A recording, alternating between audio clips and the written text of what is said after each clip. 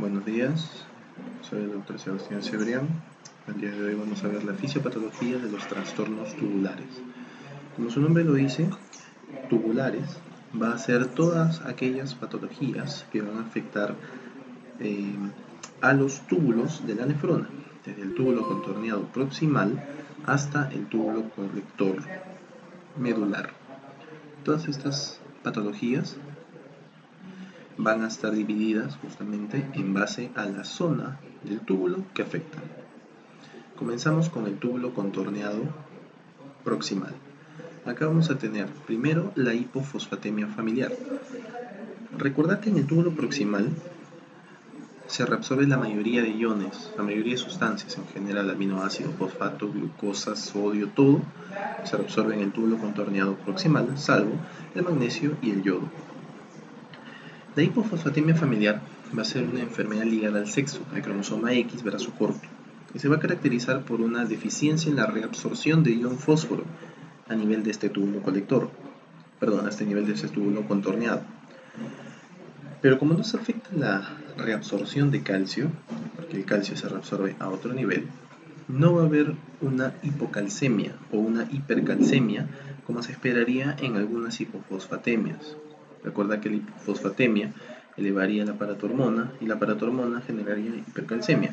Pero eso no ocurre porque la única alteración está a nivel de lo que es la absorción de fósforo.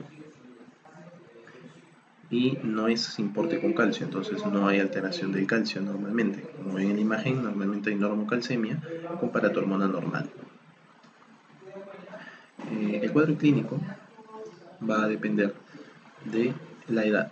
En los niños de 6 a 12 meses se va a caracterizar por un retraso de crecimiento y en los adultos por la presencia de talla baja y una enfermedad ósea residual proveniente del cuadro clínico manifestado durante la infancia. El tratamiento va a ser básicamente fósforo oral y vitamina D hasta la adolescencia, porque en la adolescencia se regula el crecimiento y el paciente no hace mayor sintomatología posterior a haber completado el crecimiento. La segunda patología importante es la glucosuria. La glucosuria es una alteración en la reabsorción de glucosa con sodio que ocurre a nivel del túbulo contorneado proximal por el transportador conocido como el SGLT2, que es el transportador sodio-glucosa tipo 2. Hay una alteración genética donde no funciona adecuadamente ese receptor, por lo tanto no se reabsorbe de manera adecuada la glucosa. Entonces comienza a aparecer glucosuria en orina. No confundir con la glucosuria del diabético, eso es diferente. La tercera patología es la cistinuria, donde hay una incapacidad de convertir la cistina en metionina, entonces comienza a aparecer la cistina en orina. El problema es que esta cistinuria predispone a la presencia de cálculos renales, y como es una enfermedad por deficiencia enzimática, son cálculos renales a repetición de cistina en el paciente. Y en este caso hay que alcalinizar la orina, ese es el tratamiento, para evitar que se precipiten y formen cálculos renales, que es la mayor complicación de la cistinuria. La cuarta patología importante es el síndrome de Fanconi. El síndrome de Fanconi es una alteración, como dice acá, primaria o secundaria. Primaria es autosómica recesiva y secundaria es debido a algunos patógenos, sobre todo ambientales, que afectan el crecimiento adecuado. Las manifestaciones del síndrome de Fanconi van a ser una alteración en todos los cotransportadores acoplados a sodio. El tratamiento lo vamos a ver en un ratito, prefiero explicarles en esta imagen. Esta imagen es del túbulo proximal. Acá tenemos la reabsorción de todos los iones o de sustancias, aminoácidos, glucosa, fosfatos, dependen del cotransporte de sodio. Como ven, ingresa sodio, ingresa aminoácido, ingresa glucosa, ingresan fosfatos. El sodio que ingresó se reabsorbe junto con agua por el reingreso, por la bomba de sodio-potasio ATPase. El sodio, a su vez, como vemos en esta imagen, se va a reabsorber con hidrogeniones, se va a intercambiar y el hidrogenión se va a unir al bicarbonato que está en la orina. por la anhidrasa carbónica va a formar ácido carbónico y el ácido carbónico se va a disociar en CO2 y agua. Ambos van a ingresar y nuevamente van a repetir el ciclo en el caso del CO2. Va a formar bicarbonato e hidrogeniones y el bicarbonato va a salir junto con el sodio para ser reabsorbido. Cualquiera de esas formas puede ocurrir para que el sodio ingrese al torrente sanguíneo. En el caso de la glucosuria, como dijimos, es una alteración del SGLT tipo 2. En el caso de la alteración del fósforo, vendrá a ser la hipofosfatemia familiar, y cuando todos los transportadores de sodio se vean afectados, se va a llamar síndrome de Fanconi. Hay otra patología importante que afecta al túbulo proximal, que es la deficiencia o la alteración de la anhidrasa carbónica. Eso nos devendría en una enfermedad conocida como la acidosis tubular tipo 1 o proximal, que la vamos a ver más adelante. Estas son todas las patologías que pueden afectar al túbulo proximal. En el caso de la ascendente gruesa de Henle, tenemos una enfermedad importante que es el síndrome de Bartter. En el síndrome de Bartter, igual que Fanconi, es autosómica recesiva, pero la alteración ya no va a estar en el túbulo proximal, va a estar en el enlace de Henle. Por lo tanto, el transportador afectado es el transportador de sodio 2-cloropotasio que tenemos a ese nivel. La sintomatología, si no se reabsorbe sodio, pérdida salina urinaria, hipocalemia severa, hipercalciuria, porque también se ve afectada la reabsorción de calcio, e hipomagnesemia, porque se ve afectada la reabsorción de magnesio. El tratamiento es dar indometacina. La característica del síndrome de Bartter es que, si bien genera todas estas sintomatologías, no eleva la presión arterial, como así va a pasar con el síndrome de Liddle, que lo vamos a ver posteriormente. En el síndrome de Bartter hay 5 tipos, por lo que el pronóstico va a depender de cada subtipo diferente. Es una pregunta en el examen, pero es bueno que conozcan que hay diferentes tipos dependiendo de la alteración genética que se vea afectada, siendo la más frecuente obviamente el Bartter tipo 1, donde se afecta el transportador de sodio 2-cloropotasio. Tenemos acá entonces nuestra rama ascendente gruesa de Henle. Esta imagen de acá en azul es la luz del túbulo. Esta acá es una célula tubular. Lo que está al costado de la célula tubular vendría a ser la sangre. Tenemos aquí nuestra reabsorción de sodio, se va a dar por un intercambio con hidrógeno y nuevamente el hidrógeno va a formar ácido carbónico, CO2 y agua.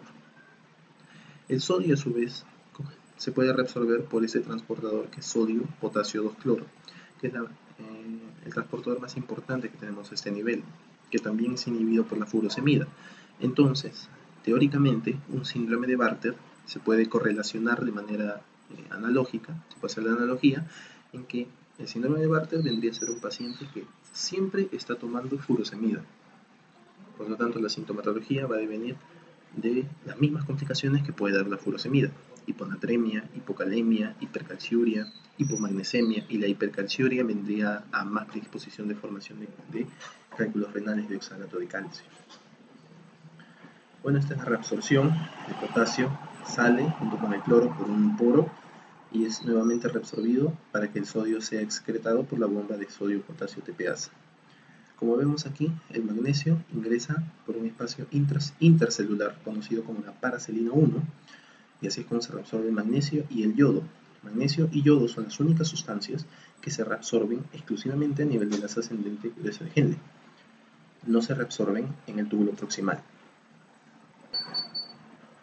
Entonces, en el síndrome de Bartter va a haber hiponatremia, hipocalcemia e hipomagnesemia. Junto con la magnesemia, hipercalciuria. ¿De acuerdo? El tratamiento es indometacina. Seguimos avanzando y llegamos al túbulo distal. Y comenzamos a hablar del síndrome de Gitelman. En el síndrome de Gitelman, igual que Fanconi, igual que Bartter, es una enfermedad autosómica recesiva. Pero aquí se afecta el transportador de sodio-cloro. Este transportador de sodio-cloro va a explicar la sintomatología que se manifiesta en el síndrome de Gitelman.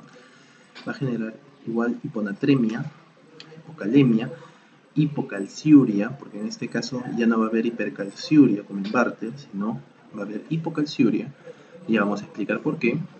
Y va a existir también una hiperplasia del aparato yuxtaglomerular, lo que puede generar en algunos casos hipertensión, pero no es tan frecuente como en el síndrome de Liddle.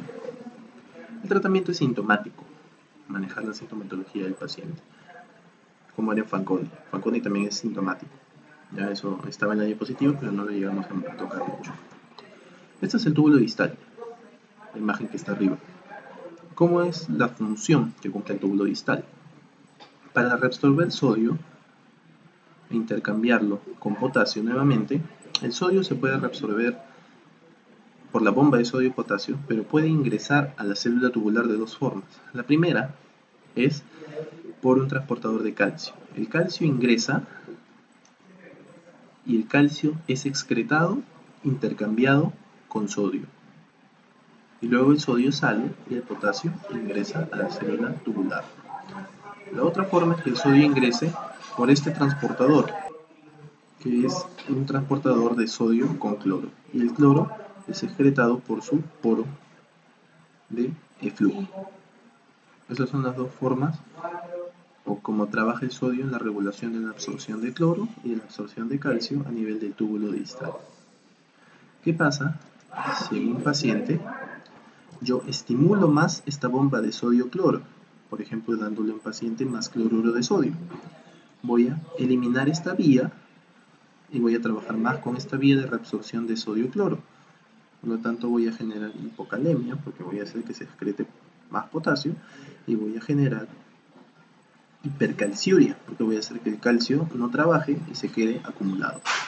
¿Qué pasa cuando yo a un paciente le doy tiazidas o cuando sufro de síndrome de Gitelman? Como es bloquear este transportador. Voy a eliminar esta segunda vía y me voy a quedar con esta vía de acá. Por lo tanto, se va a reabsorber más más calcio. ¿Y eso me va a generar qué cosa? Me va a generar hipercalcemia e hipocalciuria. Se va a reabsorber más sodio, pero se va a excretar más con potasio, por lo tanto va a generar hipocalemia, va a generar hipernatremia. Eso estimula la secreción del aparato yuxtaglomerular, hiperplasia del aparato yuxtaglomerular entonces. Por eso es que se explica estas patologías en el síndrome de Gitelman. Tratamiento sintomático. La otra patología es el síndrome de Liddle. El síndrome de Liddle se va a caracterizar por, en este caso, ser autosómica dominante. No como en Bartter, no como en Gitelman, que eran autosómicas recesivas. Esas son autosómicas dominantes. En el caso del síndrome de Liddle, se va a afectar el túbulo colector cortical. Por lo tanto, el transportador afectado va a ser el transportador de sodio. Pero en este caso, a diferencia del síndrome de Bartter, a diferencia del síndrome de Gitelman, donde el transportador está fallando, en este caso el transportador de sodio está hiperactivado.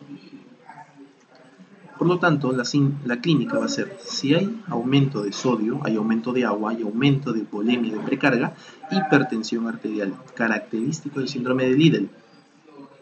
Va a haber alcalosis metabólica con hipocalemia y ahorita vamos a explicar por qué. El tratamiento es triamtereno, que es un bloqueador de los receptores de reabsorción de sodio, que se van a utilizar en el manejo de estos pacientes. Tenemos acá el túbulo colector cortical. Tenemos el de naranja, la célula principal, el de morado, la célula intercalada. En el caso de ambas, va a actuar la aldosterona, como ustedes recordarán, proveniente del sistema renina-angiotensina-aldosterona.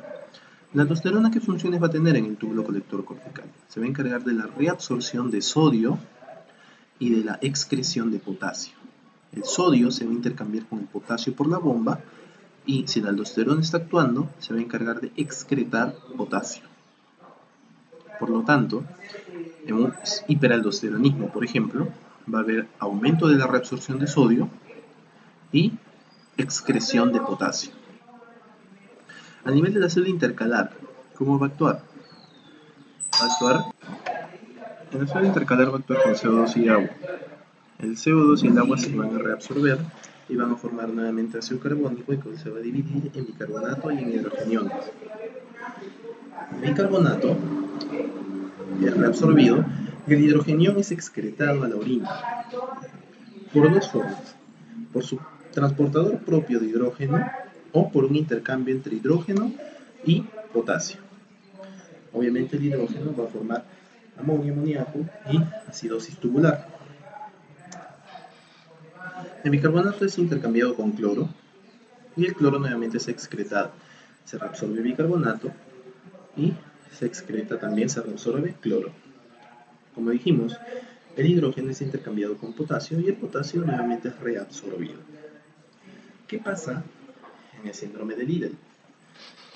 Hay una sobreestimulación de la reabsorción de sodio. Como hay una sobreestimulación de la reabsorción de sodio, se reabsorbe más sodio y se excreta más potasio. Entonces el paciente va a ser pseudo hiperaldosteronismo, porque es como si cumpliera la función de la aldosterona, pero no es que la aldosterona esté fallando, sino es que hay una sobreestimulación de la reabsorción, porque este canal se ha vuelto loco. Se reabsorbe mucho sodio y se excreta mucho potasio. Entonces va a generar hipernatremia, y la hipernatremia generará hipertensión arterial, porque junto con sodio se reabsorbe agua, hipocalemia, y si hay hipocalemia, va a haber alcalosis metabólica. ¿Por qué? Porque a este nivel se va a reabsorber más potasio para tratar de compensar y se va a excretar hidrogenión. Por lo tanto, va a comenzar a generarse alcalosis metabólica y orina ácida.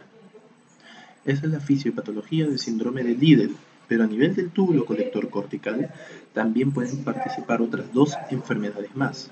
Uno es la acidosis tubular tipo 1, que va a afectar directamente a la célula intercalada, y otra es la acidosis tubular tipo 4, que va a afectar a ambas células, tanto la principal como la intercalar, y va a dar una clínica también de pseudo hiperaldosteronismo.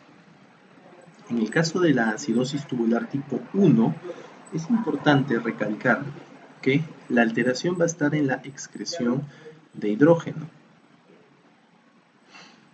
En el caso de la acidosis tubular tipo 4, va a estar en ambas células. Vamos a verlo en un ratito. Este es un resumen del CTO de las principales patologías que hemos visto: Liddle, Gitelman y Bartter. La clínica resaltante de Liddle es la hipertensión arterial. Tratamiento triamtereno. Bartter, indometacina. Gitelman, sintomáticos. En el caso del pronóstico, en el Bartter va a ser incierto porque va a depender del subtipo de Bartter que esté afectado. Recordar entonces: Liddle, túbulo colector cortical; Gitelman, túbulo distal; y Bartter, asa de Henle. Nuevamente, este es un resumen. Recordar que Bartter va con tensión arterial normal y Liddle va con hipertensión arterial. En el caso de las acidosis tubulares, como habíamos dicho, en el caso del tipo 1 va con excreción de hidrógeno. En el caso del tipo 4 es todas las células corticales, es decir, es tanto la principal como la intercalada. Y en el tipo 2 es básicamente en el túbulo proximal. Todas son acidosis, pero es característico y es bien resaltante, y también es pregunta, que la acidosis tubular tipo 1 cursa con hipocalemia. Es una acidosis hipocalémica. Justamente, vamos a regresar un poco a nuestra imagen por esto de acá. Si afecta la célula intercalar, afecta la excreción de hidrógeno. Pero ¿qué pasa a este nivel? Se excreta hidrógeno, pero se reabsorbe potasio. Si el cuerpo no reabsorbe potasio y en la célula principal lo sigue excretando, entonces, ¿qué es lo que va a ocurrir? Va a bajar los niveles de potasio en sangre y van a comenzar a aumentar los niveles de hidrógeno en sangre. ¿Qué va a pasar? Acidosis, pero la acidosis debería ser hipercalémica normalmente. En este caso, exclusivo, bueno, no exclusivo, pero bien raro, de acidosis tubular tipo 1, la acidosis metabólica cursa con hipocalemia. Dato curioso, pregunta de examen. Nuevamente resumen entonces: túbulo contorneado proximal, glucosuria, cistinuria, hipofosfatemia familiar y acidosis tubular Fanconi y acidosis tubular tipo 4. Rama de Henle, Bartter. Túbulo distal, Gitelman. túbulo colector cortical, Liddle, acidosis tubular tipo 1, acidosis tubular tipo 4. Y en el túbulo colector medular tenemos la diabetes insípida. La diabetes insípida es una alteración de la antidiurética producida en el hipotálamo, el núcleo supraóptico y paraventricular, almacenada en la neurohipófisis. Esta antidiurética, también llamada vasopresina, tiene dos receptores, B1 y B2. Los B2 son los que se encuentran a este nivel del túbulo colector cortical y se van a encargar de la reabsorción de agua libre. ¿Cómo los voy a diferenciar? Una diabetes insípida neurogénica, es decir, donde el problema está en que no produzco antidiurética, y una diabetes insípida nefrogénica, donde no hay receptores B2. Yo le voy a dar al paciente vasopresina. Si el paciente después de vasopresina mejora su clínica de diabetes insípida, el problema está en que no está produciendo antidiurética. Entonces el problema es hipotalámico, es una diabetes insípida neurogénica. En cambio, si el paciente no mejora, es porque la deficiencia está en los receptores. No importa qué tanta antidiurética le dé yo, el riñón no le hace caso. Entonces será una diabetes insípida nefrogénica y el tratamiento va a cambiar dependiendo de cuál sea la patología. Muy bien, un par de preguntas para reforzar. En la acidosis tubular renal tipo 1 señalé la respuesta incorrecta. Entonces yo me pongo a buscar, algunas no las entiendo, algunas no me las han dicho, pero veo la 4. La 4 dice, es característica la hiperpotasemia. En una acidosis, exactamente, es lo típico que la acidosis metabólica vaya con hipercalemia, pero hemos dicho que la acidosis tubular tipo 1 es bien característico, por lo que hemos explicado, que vaya con hipocalemia. Entonces, puedo no conocer las demás, de repente no me acuerdo, qué sé yo, pero sé que la 4 es incorrecta de todas maneras y marco esa, y esa es la respuesta correcta. En el síndrome de Bartter se encuentra todo lo siguiente, excepto, hemos dicho que el síndrome de Bartter cursa con alcalosis, con hipocalemia, con poliuria, porque es como si yo le diera al paciente furosemida. ¿Qué es lo que no cursa? ¿Qué es lo que no cursa? Cursa con hipertensión arterial. Esa es la respuesta incorrecta ahí. Muy bien, eso sería todo con respecto a tubulopatías. Espero que les haya gustado, espero que se haya entendido. Y si no hay preguntas, entonces nos vemos en la siguiente clase. Hasta luego.